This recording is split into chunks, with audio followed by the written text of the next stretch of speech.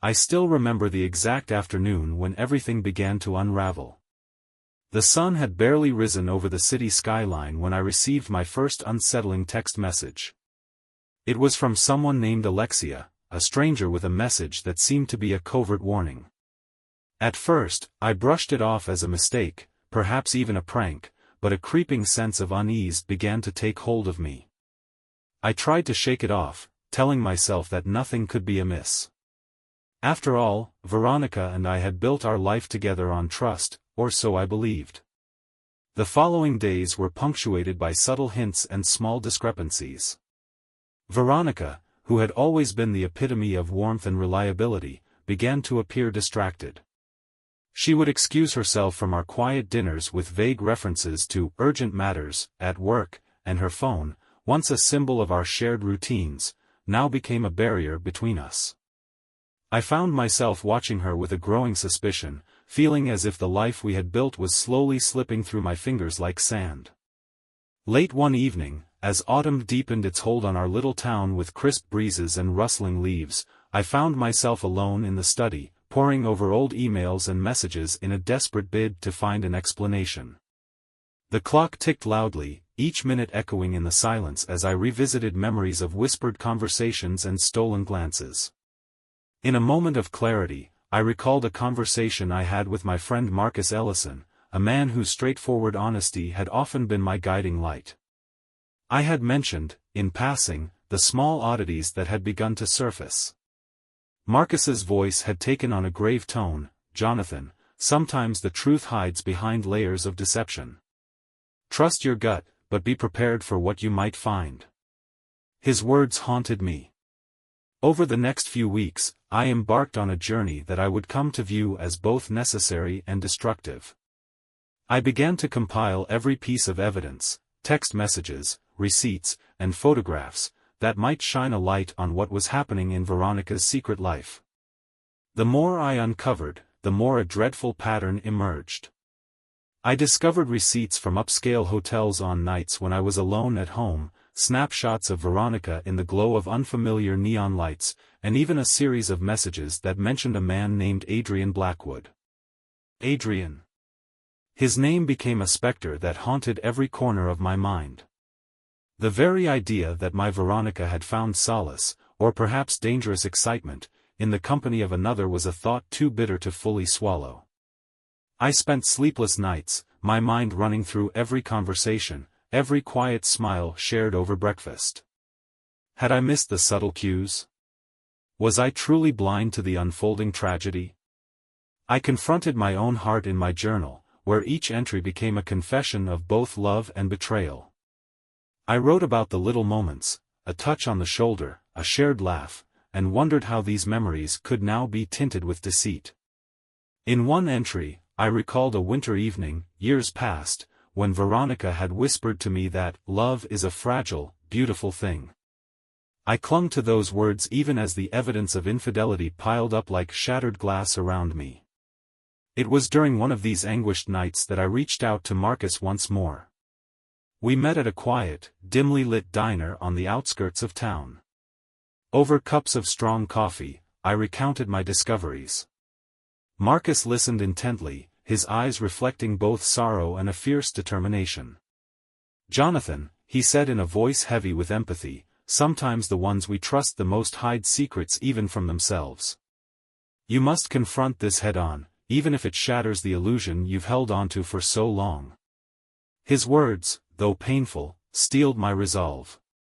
I had to know the truth, regardless of the cost.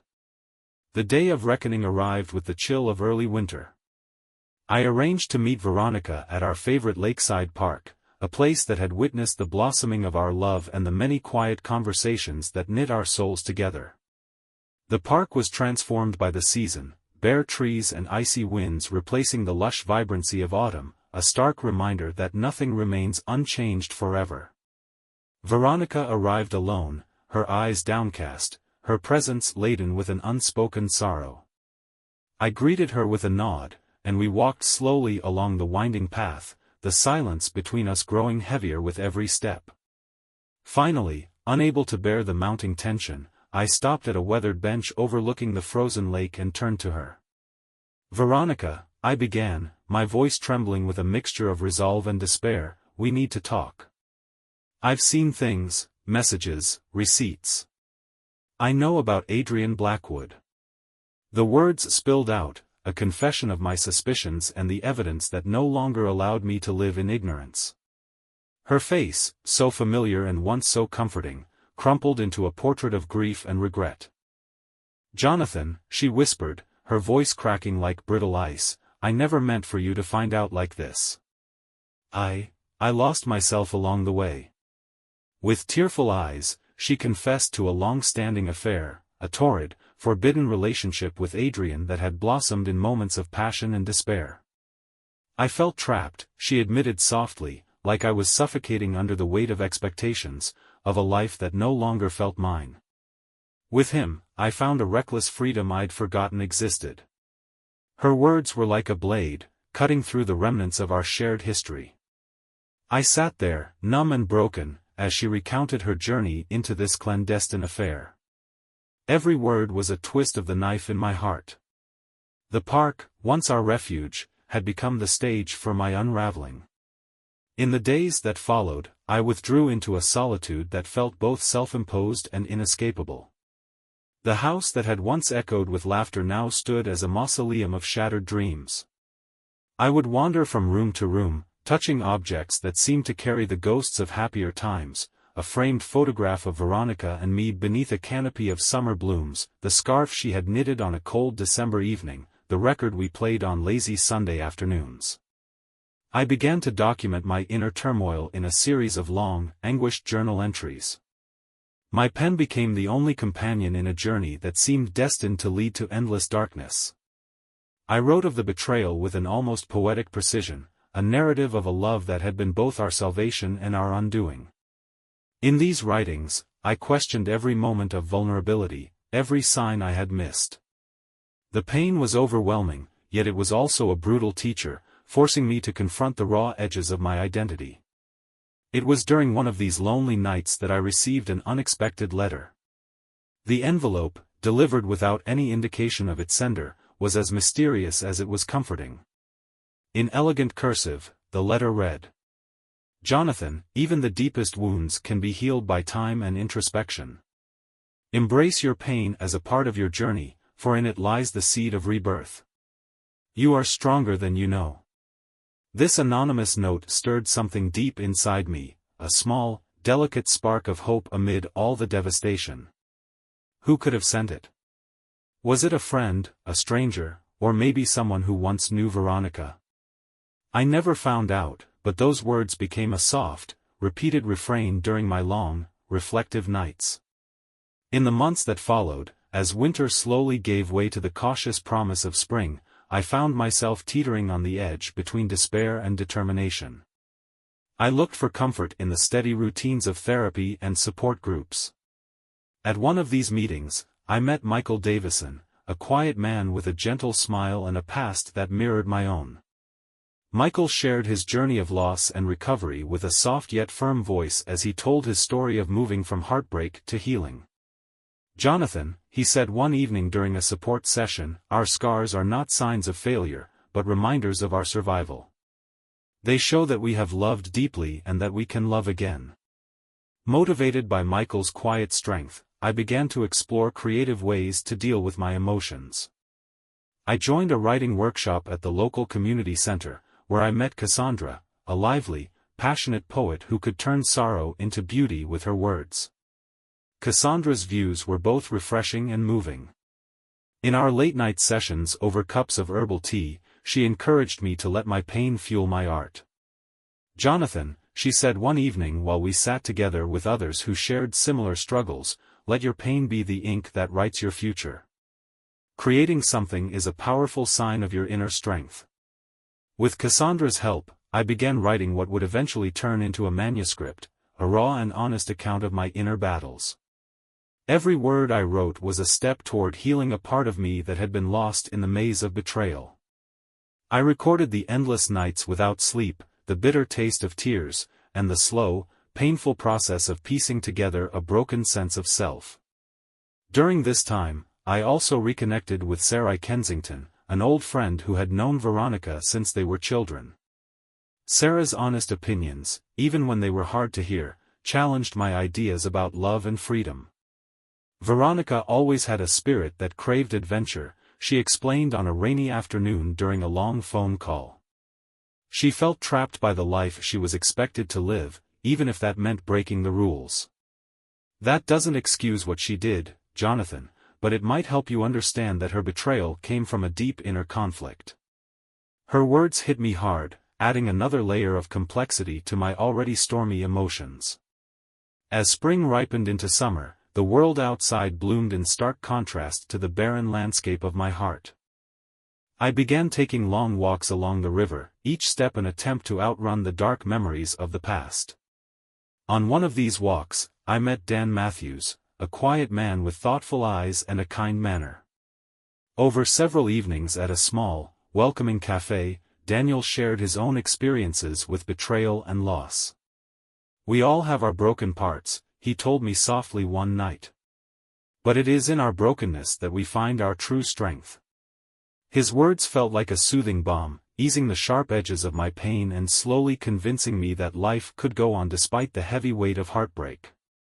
As the years went by, my journey through darkness wove itself into a tapestry of bittersweet memories and surprising revelations. Veronica, the woman who once meant everything to me, eventually faded into the background of my life. After that fateful day at the lakeside park, she left town suddenly, escaping the consequences of her choices, and leaving behind a trail of unanswered questions and lingering regrets.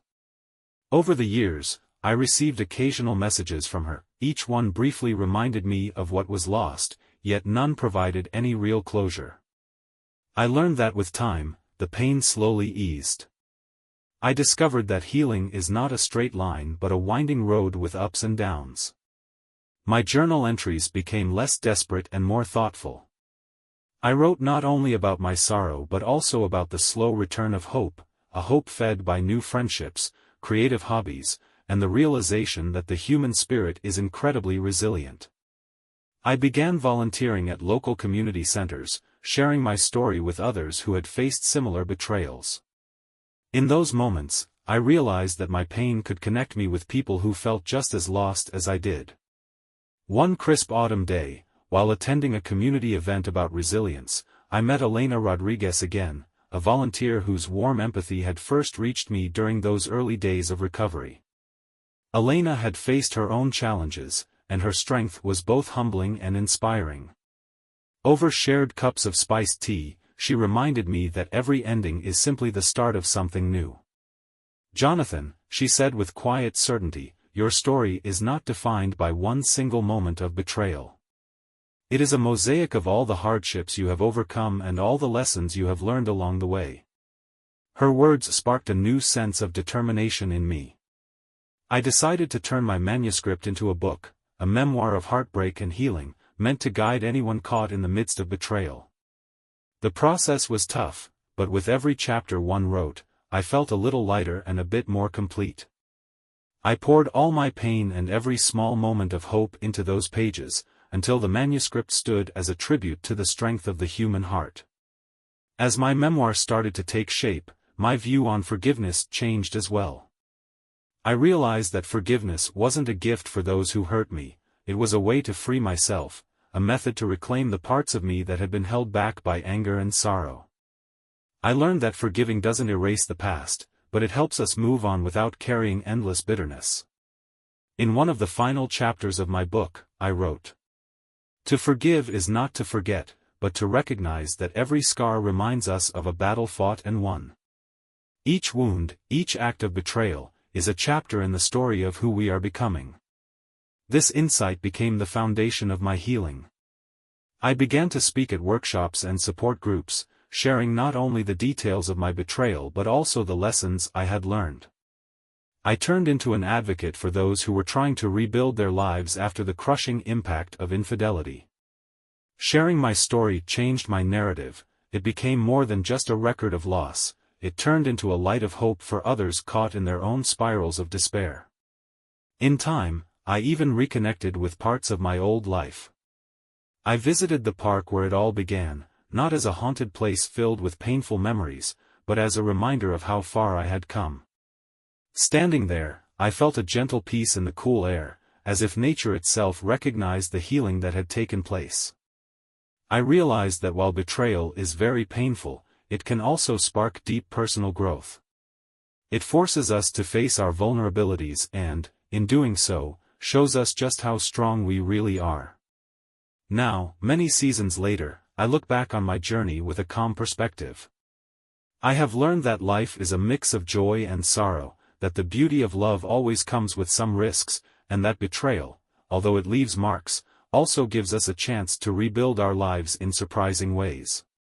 My days now are filled with simple routines, long walks by the river, quiet evenings writing under the soft glow of a desk lamp, and meaningful talks with friends who understand that pain often comes before growth. I have met new people who have made my life richer, friends like Dan Matthews, whose gentle insights still inspire me, and Elena Rodriguez, whose steady optimism reminds me that every day is a chance to start over.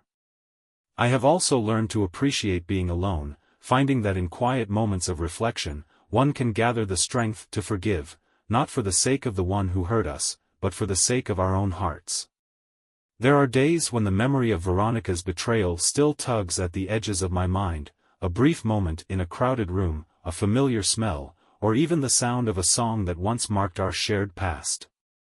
But now, instead of letting those memories hurt me all over again, I see them as markers along the path I have traveled. They remind me of a time when I was broken and of the long, painful, yet ultimately transforming process of healing. I have now finished my memoir, a raw, honest story of betrayal, heartbreak, and eventual rebirth. By sharing my story with others, I hope to bring comfort to those who find themselves at the crossroads of love and betrayal. I remind them that even though the pain can be overwhelming and the journey may seem endless, every step forward is an act of bravery, and every scar stands as a proof of the human spirit's strength. Epilogue: The Light Beyond the Shadows.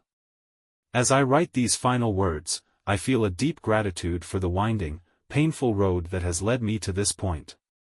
I am Nathan Pierce, a man who has known the deepest pain of betrayal and the highest joy of redemption.